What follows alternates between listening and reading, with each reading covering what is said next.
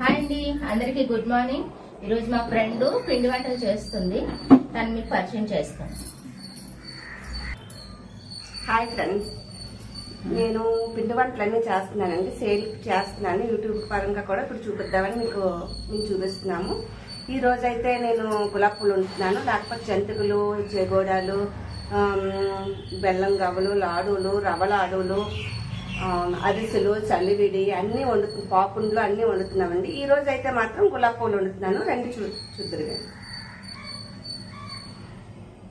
నేనైతే గులాబ్ పూలు చేస్తున్నానండి. గులాబ్ పూలు కాడ ఐటమ్స్ అండి.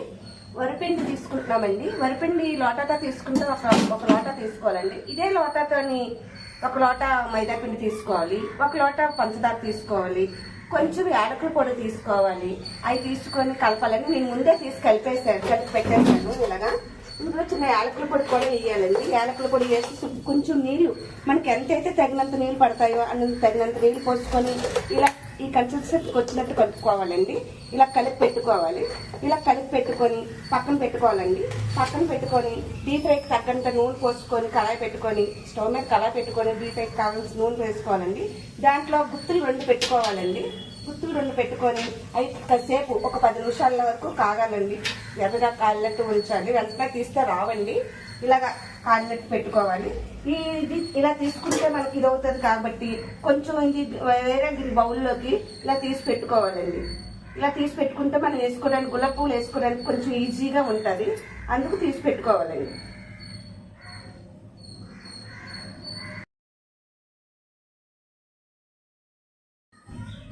నూనె వేడెక్కిందండి.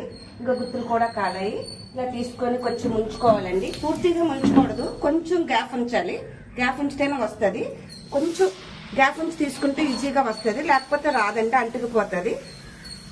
చూడండి, పుల్లతో కొంచెం ఇలా ప్రెస్ చేస్తే వచ్చేస్తుంది. ఇలా వేసుకోవడమేనండి.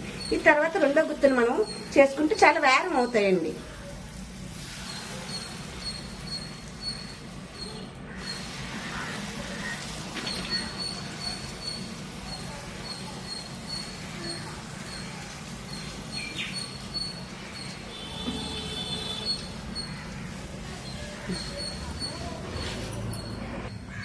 ఇది మేము సేల్ పర్పస్ గా చేస్తున్నామండి. మీరు ఎవరికైనా కావాలి అనుకున్న వాళ్ళ ఆర్డర్ చేసుకున్నట్లయితే మేము కొరియర్ చేస్తామండి. ఇది ఒక పీస్ 5 రూపీస్ అండి. 1/2 కిలో 50 రూపాయలండి.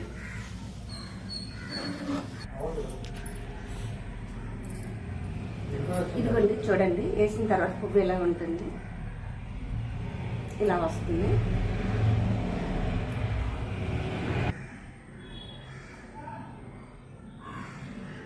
ఇదిగోండి, చూడండి, అన్ని వేసిన తర్వాత ఇలా వస్తున్నాయి. పువ్వు సైజు ఇలా. ఇది ఒక పీసు 5 రూపీస్ అండి.